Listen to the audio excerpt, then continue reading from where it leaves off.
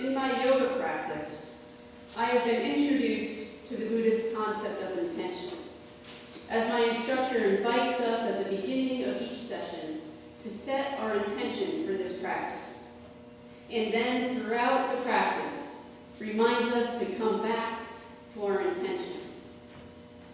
For Buddhists, intention refers to the stretching or extending of our heart and mind beyond what we think we are limited to do, into the potential of our highest aspirations as human beings. As I reflect upon how we can work to end bullying, this concept of intention has been in the front of my mind and of my meditations. What if we could create harmlessness and kindness even when we are confronted with pain and violence? For Dr. Martin Luther King Jr. reminds us that hate multiplies hate, violence multiplies violence, and toughness multiplies toughness into a descending spiral of destruction.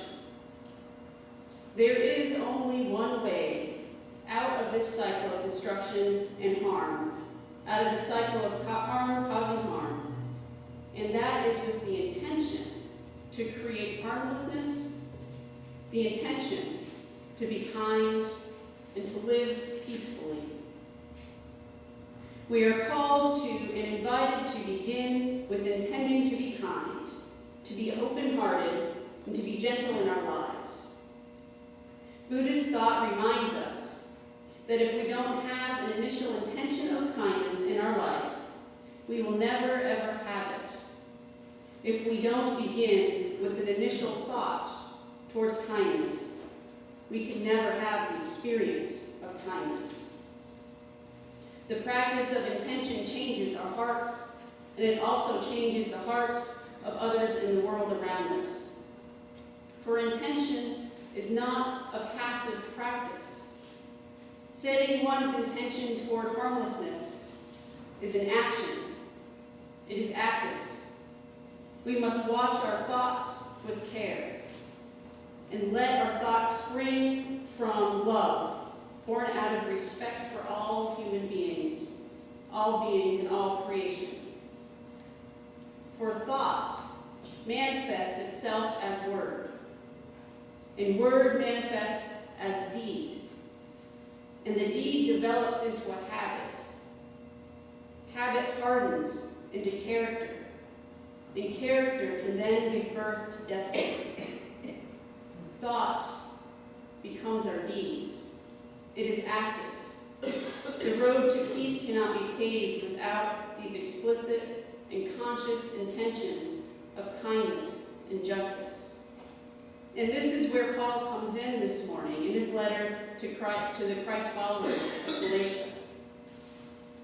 Paul's letter is a call to them to come back to their intentions as Christ followers.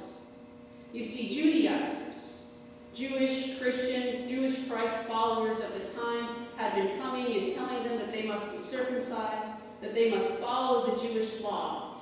They were bullying this church to be something other than it was. And Paul writes this eloquent, vigorous letter stating that the people are justified by the faith of Christ alone, nothing less and nothing more.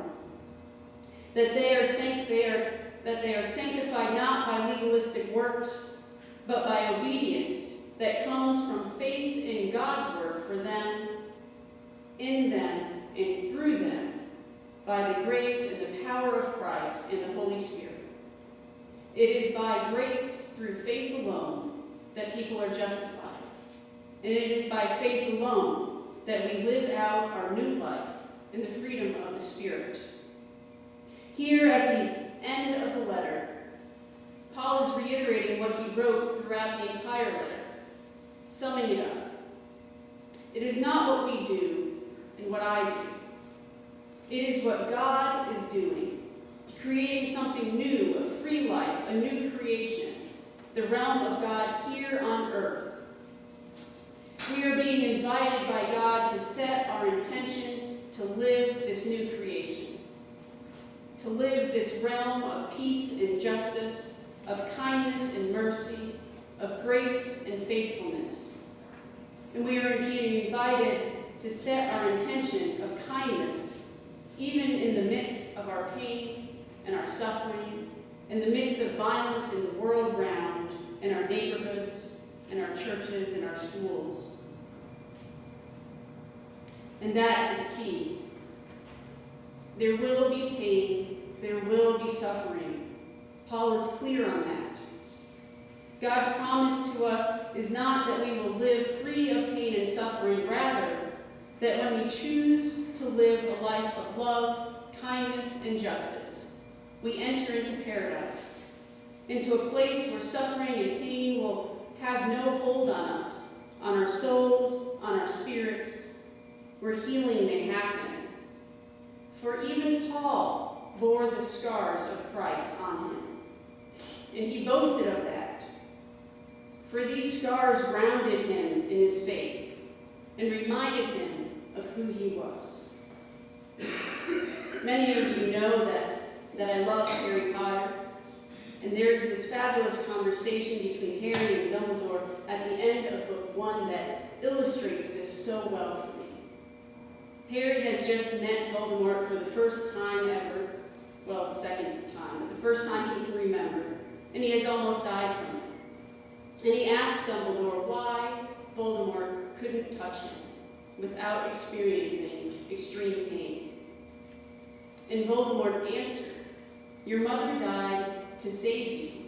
If there is one thing Voldemort cannot understand, it is love. He didn't realize that love, as powerful as your mother's for you, leaves its own mark. Not a scar, no visible sign. To be loved, to have been loved so deeply, even though the person who loved us is gone, will give us some protection forever. For it is in your very skin. Full of hatred, greed, and ambition, Voldemort could not touch you for this reason. It was agony to touch a person marked by something so good. We bear in our very skin the signs and the marks of Christ. Evil can no longer take a hold of us. These marks, this love, it flows freely over our bodies, over our spirits, in our very skin. It guards us, it keeps us safe, and it allows us to set our intentions freely, with no fear. We can choose to live in paradise, in the realm of God, in a world of justice and peace. We just need to set our intentions to do so. This morning I offer you these words of Anne Frank as a closing, as she struggles to set her intentions to do just this in the midst of World War II and hiding and extreme oppression and violence. She writes, "In spite of everything, I still believe that people are really good at heart. I simply cannot build my hopes on a foundation consisting of confusion and misery and death. I see the world gradually being turned into a wilderness. I hear the ever-approaching thunder which will destroy us too.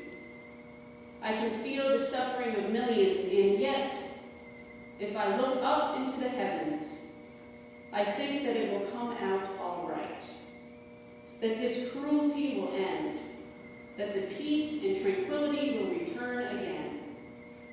And in the meantime, I must uphold my ideals.